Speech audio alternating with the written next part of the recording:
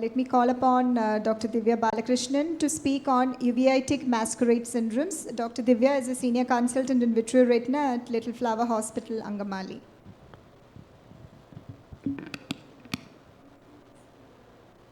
Good afternoon, everyone. At the outset, I would like to thank Dr. Neena and KSOS for having me here. So my topic is uveitis masquerade syndromes. These are a group of various ocular diseases that mimic chronic intraocular inflammation. But actually, these are non-inflammatory cells like blood, malignant cells or pigments, which are secondary to some underlying non-inflammatory disease. So these can be either neoplastic or non-neoplastic. So some of the neoplastic conditions which may present like uveitis, the common ones being primary intraocular lymphoma, leukemia, uveal melanoma, retinoblastoma, metastatic lesions, and paraneoplastic syndromes. So while making a diagnosis, ocular pathology is found to be one of the most important things which helps in diagnosing these neoplastic masquerade syndrome. Now coming to non-neoplastic uveitis syndrome, the common ones being like retinal detachment, sometimes missed intraocular foreign bodies, persistent cortical matter. It could be drug-induced or like underlying retinal vascular diseases. And multimodal imaging is the one which gives us a clue to detect the underlying pathology. And whenever there is an involvement of the optic disc or a retinal vessel, that gives a clue that the patient might be having a systemic disease. I'll give few examples of neoplastic uveitis syndromes. So this was an elderly patient who presented with a sudden decrease in vision, and the patient on presentation had this picture. Actually, the right eye had as a hemorrhagic or a blood-stained hypopaeon, and the left eye had hypopaeon. Because of this dramatic presentation with no history of trauma, a suspicion of something beyond what we are seeing was there. So the patient underwent an AC tap, and the sample was sent for both the micro and pathology. And this what the sample showed, that there was myeloblast. So the bloodstained hypopaeon and the mild heterochromia was the one which made us think something beyond. This was another case where a 14-year-old boy presented with a decrease in vision and headache. On examination, anterior segment was normal, but fundus showed multiple pockets of neurosensory detachment or subretinal fluid was there.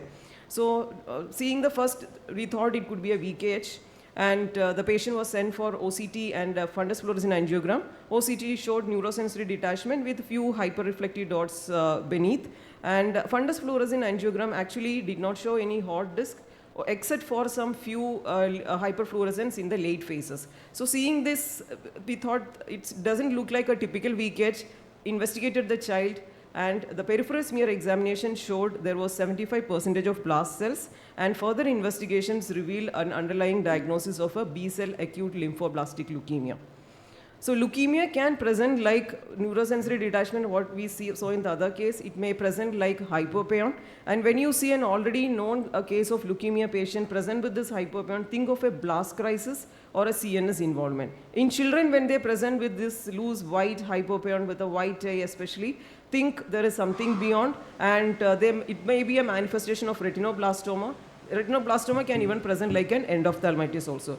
So this was a 2-year-old kid with a history of fall, had sustained lid tear, had got operated for the lid tear and conjunctival tear, and was referred as a case of traumatic endophthalmitis. So when the kid was in, I don't have the slit lamp photograph or the anterior photo, but it was looking similar to the first case with that hemorrhagic hypopaeon. So B-scan was done. B-scan showed anyway vitreous echoes was there. There was increase in the RC thickening. So a diagnosis of traumatic endophthalmitis was made. Patient child was posted for vitrectomy. While doing vitrectomy, the surgeon found that something was abnormal in the vitreous. It was not looking like a typical end-off. Sample was sent for pathology and microbiology. It turned out to be a case of retinoblastoma. So trauma history in children, always be careful. Re-evaluate the imaging, especially B-scan, and take a proper history. There might be something beyond what we are seeing. This is another case where the patient was treated as a case of ocular tuberculosis, presented with the hypopaeon uveitis. The fundus picture, it showed vitritis. There was yellowish subretinal lesions and infiltrating onto the disc. Actually, we can see the disc hemorrhages. A closer look at the lesions, you can see that there is yellow, orange-yellow infiltrates, subretinal, and this looks like leopard spots. And the other eye, when we examined, had multiple sub-RPE lesions. The B scan again showed heterogeneous diffuse lesions infiltrating onto the disc. The OCT actually you can see there is outer layer hyperreflectivity of the retina and nodular appearance of RPE and these hyperreflectivity of the RPE and the subretinal infiltrates. When you see this nodularity of the RPE, always keep in your mind a differential of lymphoma. So this turned out to be vitreoretinal lymphoma, and whenever you treat any patient with anterior or intermediate uveitis not responding to your treatment, then keep lymphoma in your differential diagnosis. And when you plan for a biopsy, always make sure that you wean off the patient of your steroids for at least 2 weeks before planning for biopsy. This was another case which was reported, again treated as idiopathic choroiditis.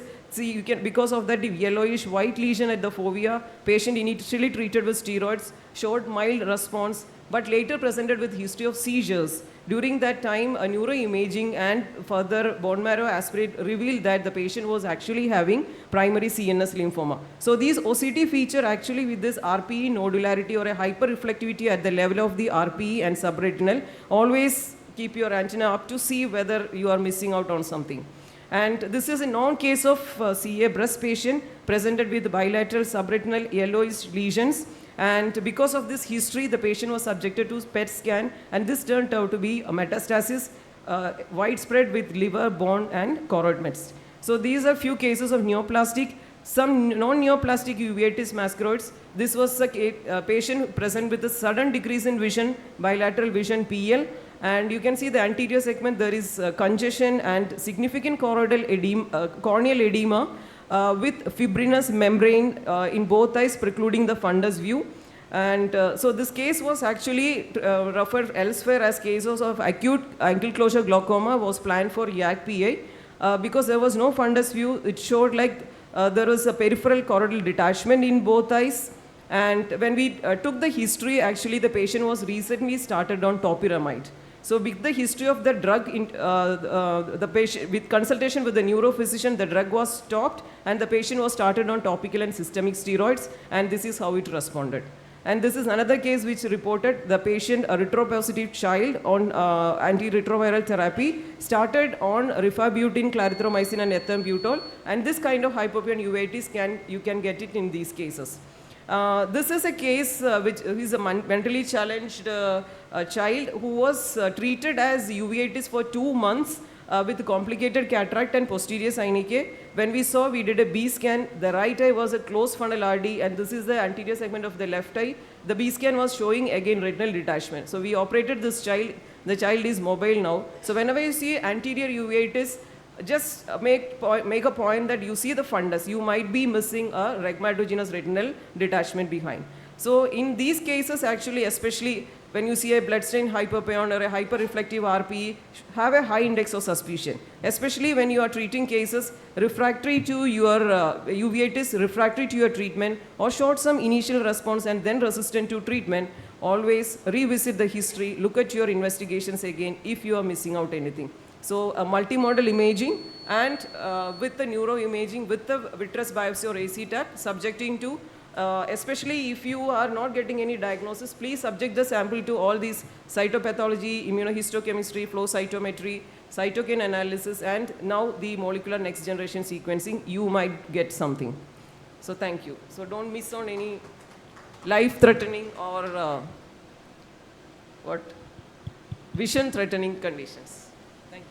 So thank you, Divya, for that beautiful illustrative case series of masquerades and uveitis.